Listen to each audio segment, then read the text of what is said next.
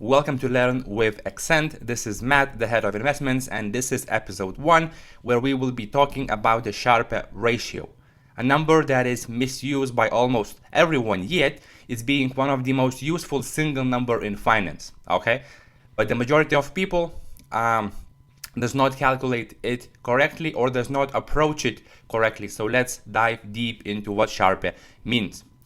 So the scenario was really simple. You had same returns across multiple portfolios, for example, but the same returns does not mean the same investment, okay? In this example, we have two portfolios. They both generated 18% returns, but portfolio A generated those returns using 10% volatility, so your sleep quality was probably fine, right? You can handle 10% movement in the markets, while portfolio B, for example, generated the same 18%, but using 30% volatility, which is way more aggressive and way higher, right? So in this case, as a funny example, your sleep quality most likely was a bit terrible and you had those stomach churn events, right? Seeing the market or the asset going down or up over 30%. So the difference between these two portfolios, well, it's actually the Sharpe ratio, okay? Now, the Sharpe formula itself looks like that.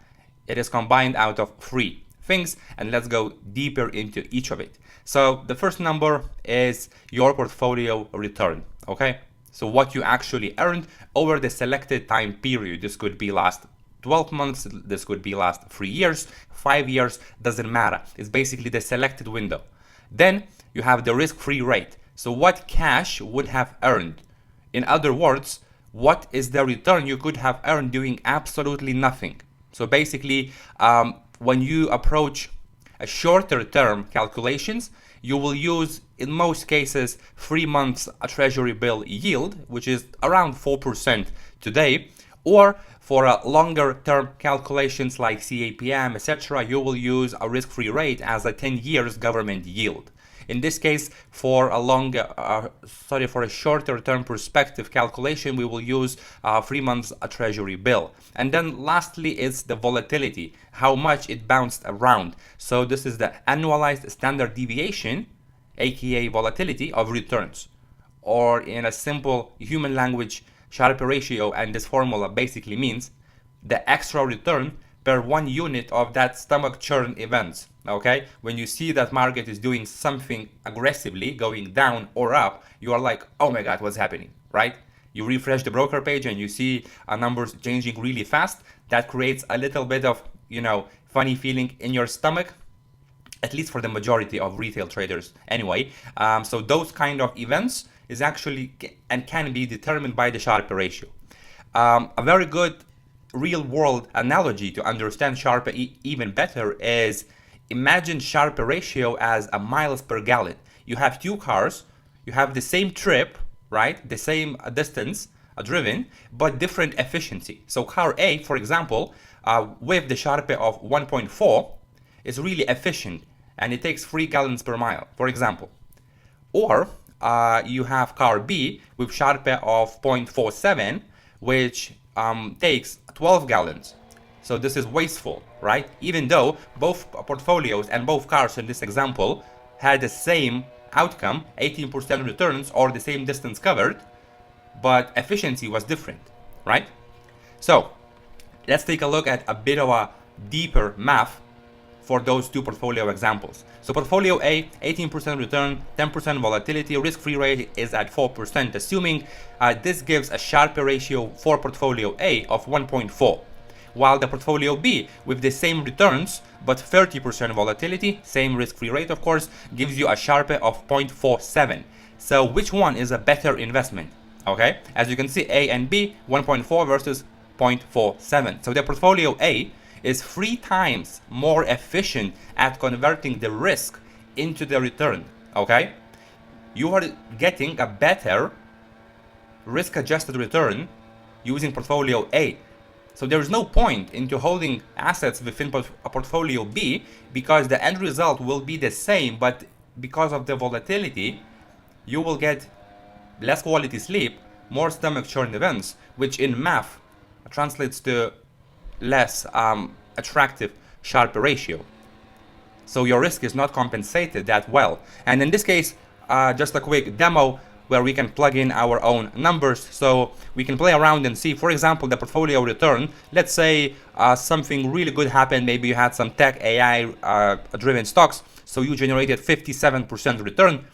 Risk-free rate, we can keep it at 4% for now. It's around correct. Maybe 4.4 would be even more correct in this case, something towards that. And volatility, well, if you manage to generate 57% using 15% volatility over the same period of time, then your Sharpe ratio would be 3.51, which is exceptional and it's extremely rare in public markets. Okay, this does not happen that often. Something above 2 is already being exceptionally well managed, most likely used by the most successful hedge funds, etc. So volatility, as volatility increases, as you can see, the Sharpe ratio drops. And this is the correct approach because, well, you are being less and less efficient converting risk into the returns. So even with 57% portfolio return, if your volatility was something like 60%, your Sharpe ratio drops dramatically to 0.88, which is the market average more or less. Okay, the S&P itself, S&P 500 index, over the last close to 100 years or so, very long-term perspective, the average Sharpe ratio for S&P is about 0.5 to 0.6, sometimes between 0.47, more or less. It's basically, you could say the average is 0.5. So anything above that, you are actually converting risk into return better than the S&P itself. Okay. Now, reading the score. So anything below 0, you basically earned less than cash. So why did you take the risk? Some portfolios, especially what I saw within Exent AI portfolio structure analysis by people, clients, users, etc. Some people actually hold very big amount of holdings, multiple asset classes, equities, ETFs, commodities, etc.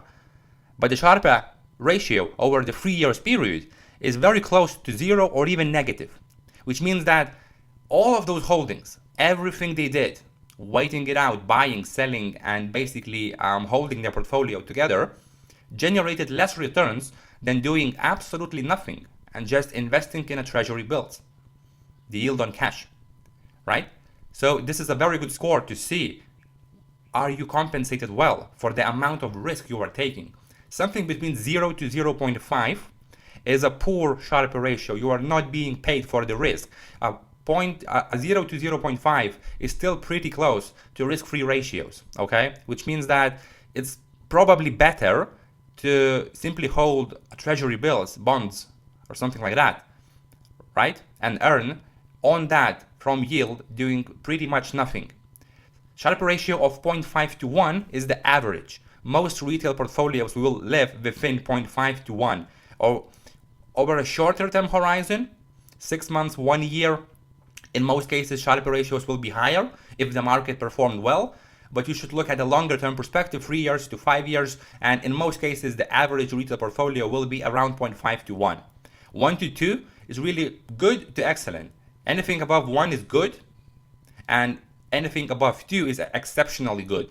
And it's rare in public markets, okay? Hedge funds are managed to achieve that, but the good thing to remember still is that you could see momentarily your portfolio above 2, for example, over a short-term horizon. Right now, if you take your portfolio and calculate the Sharpe ratio for, let's say, 1 year, if you held anything like NVIDIA, AMD, Micron companies, etc., those biggest growth companies that went parabolically over the last year or so, then your Sharpe ratio will most likely be above 2 because of how well market performed. But that is on a short-term horizon. It's good to know, but the real number appears when you compare a longer-term perspective. That's the goal. When you show a bit of a more than one market cycle or more than one or at least one market crash as well, include into the calculation. So this shows Sharpe ratio way more accurately, so to speak. Okay. Now, Sharpe, one of the flaws, I would say, when it comes to Sharpe ratio is that Sharpe treats every wiggle in the market up or down the same. Okay.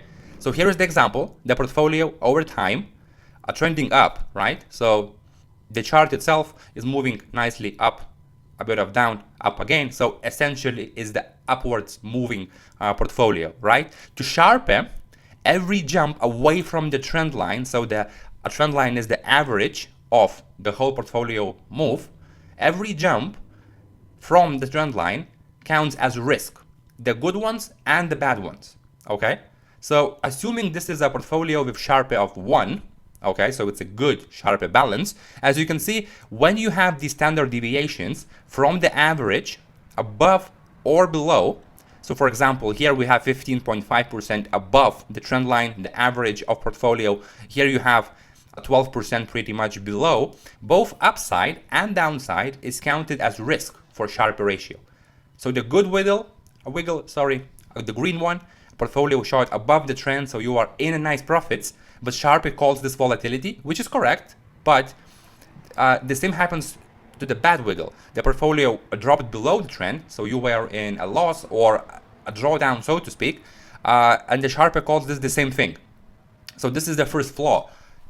You are getting punished by the upside volatility as well, even though it means that you are making more profits, right? So this is one of the flaws.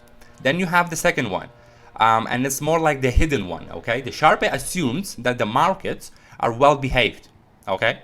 The math behind Sharpe assumes that market moves in a small predictable steps most of the time, and big crashes are supposed, mathematically, be vanishingly rare.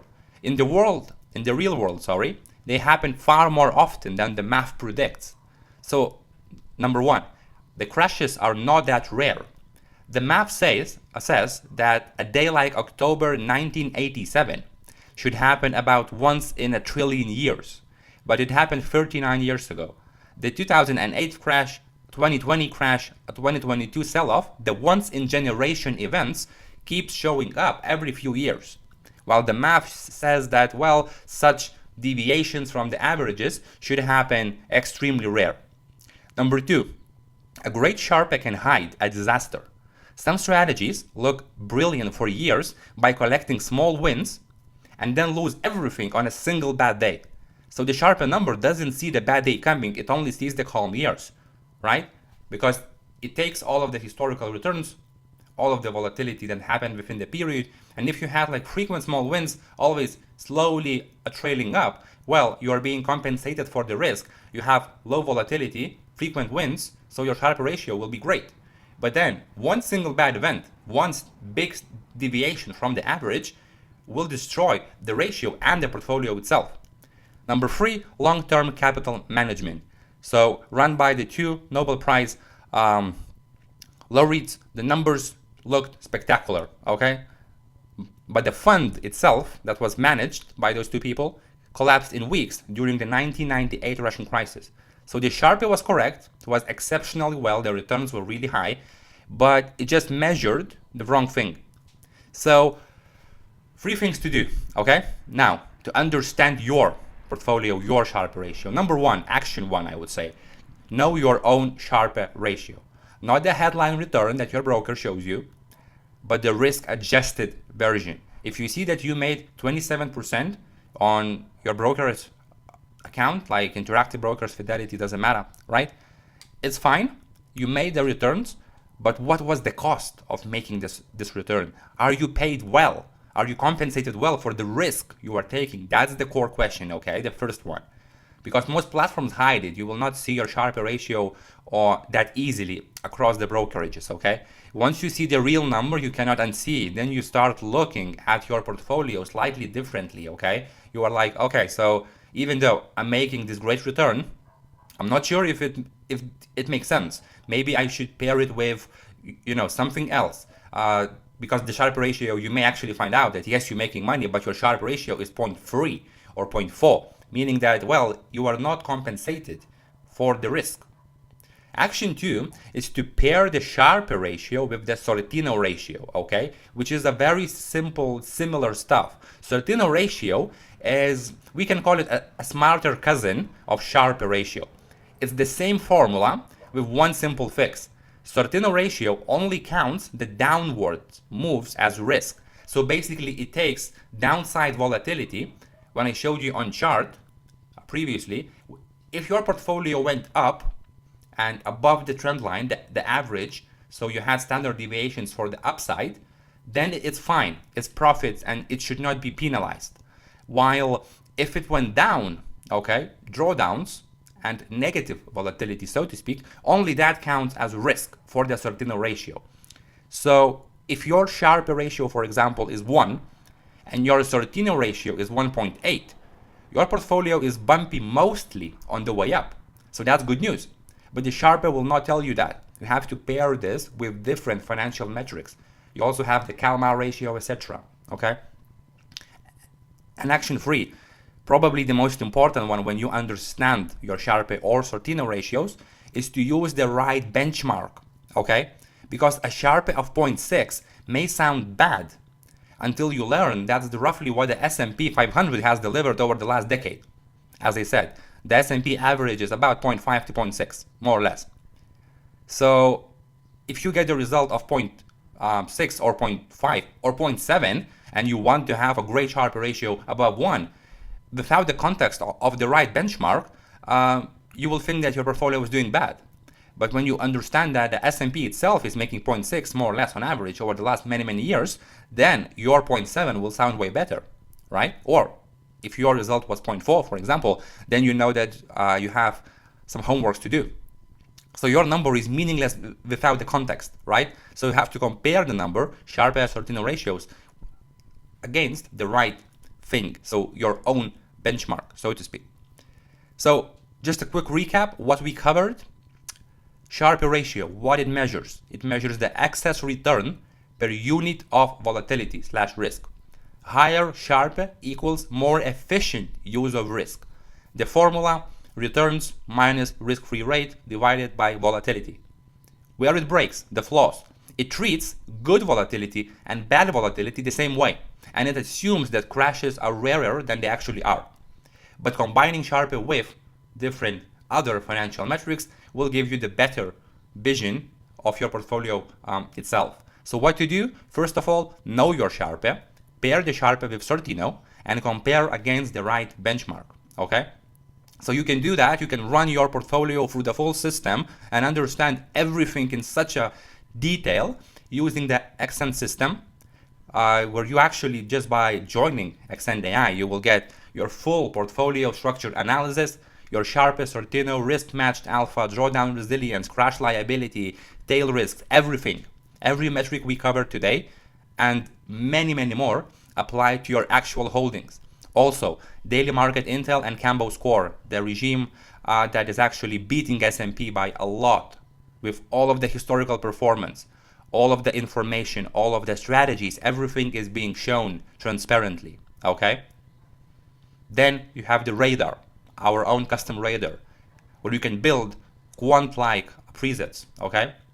You can build your own screeners with institutional grade factors. You can save them and scan thousands of tickers in a second and surface the opportunities that match your exact criteria, okay? And finally, direct access and weekly intel as well. We have our own community page. You can talk to the team, you can talk to me directly, we can chat, no problem. Which also acts as a members only discussion board. Also, you will find 2 times a week market updates from the Exent Capital desk that includes me and some other people. We are sitting, living and breathing the markets, and we provide our own angles and capitals and approaches in our own way through different charts, visuals, text, videos, etc. So basically, the community itself is like the conversation with your wealth manager that charges 1% a year for it. And all of that using Exent is significantly cheaper, okay? We built this to use it ourselves. We needed the tools to see these numbers and this alpha ourselves in one place. So we built it, we launched it to the public as well. And we are so happy to see so many people giving all of the positive returns and comments and feedbacks of the platform itself. And we are always updating it with new features that we haven't thought about, but some people suggested. So yeah, that's how well the projects are established and growing, right? So thank you for watching the episode 1. There will definitely be way more episodes teaching you the core mechanics of finance in the future. So once again, thank you, wishing you all the best, and I will see you inside Exent AI and on the next video on our YouTube channel.